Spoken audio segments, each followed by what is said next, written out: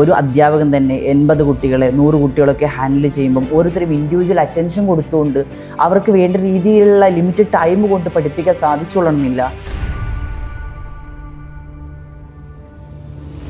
ലക്ഷ്യ school plus ഇപ്പോൾ തുടങ്ങിയിട്ട് ഏകദേശം 3 വർഷമായി. അതിൻ്റെ തുടക്കകാലം തൊട്ട് കൂടെ നിൽക്കുന്ന ഒരാളെന്ന നിലയിൽ എന്താണ് അതിനെക്കുറിച്ച് പറയാനുള്ളത്? അതായത് ഈ ലക്ഷ്യ സ്കൂൾ പ്ലസ് എന്താണ്, അതുപോലെ സാറിൻ്റെ അനുഭവങ്ങളൊക്കെ ഒന്ന് പങ്കുവെക്കാം. യെസ്, നമ്മുടെ ലക്ഷ്യ സ്കൂൾ പ്ലസ് 3rd അക്കാഡമിക് ഇയറിലേക്ക് കടന്നിരിക്കുകയാണ്. വളരെയധികം സന്തോഷമുണ്ട്. കാരണം നമ്മുടെ ലക്ഷ്യ സ്കൂൾ പ്ലസിൻ്റെ ആദ്യ കാലത്ത് അല്ലെങ്കിൽ ആദ്യ ക്ലാസ് തന്നെ എൻ്റെ ആയിരുന്നു. അപ്പോൾ എനിക്ക് തോന്നുന്നു ആദ്യം തന്നെ നമ്മുടെ വ്യൂവേഴ്സിന് വേണ്ടിയിട്ട് എന്താണ് ലക്ഷ്യ സ്കൂൾ പ്ലസ് എന്ന് ഇൻട്രൊഡ്യൂസ് ചെയ്യാൻ തോന്നുന്നു ലെനറ്റ്.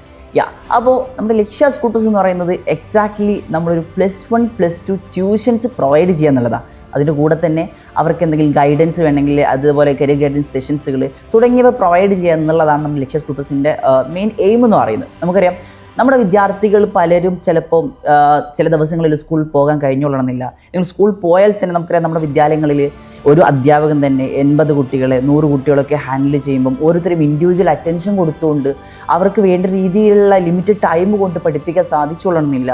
അപ്പോൾ അവർക്കൊരു എക്സ്ട്രാ ഒരു ബെനിഫിറ്റ് പോലെ അല്ലെങ്കിൽ എക്സ്ട്രാ ഒരു ഗൈഡ് പോലെ നമ്മൾ അവർക്ക് വേണ്ട ടോപ്പിക്സുകളിൽ അവരുടെ സബ്ജക്ട്സുകൾ നമ്മൾ യൂട്യൂബിലൂടെ അവർക്ക് ഫ്രീ ക്ലാസ്സുകൾ പ്രൊവൈഡ് ചെയ്യുന്നു. ക്ലാസ്സുകൾ മാത്രമല്ല, നമുക്ക് ചർച്ച ചെയ്യാം, ഒരുപാട് സർവീസുകൾ പ്രൊവൈഡ് ചെയ്യുന്ന ഒരു സിസ്റ്റമാണ് ലക്ഷ്യ സ്കൂൾ പ്ലസ് എന്നുള്ളത്. സോ ലാസ്റ്റ് 3 years ആയിട്ട് ലക്ഷ്യ സ്കൂൾ പ്ലസിൻ്റെ കൂടെ ഉണ്ട്.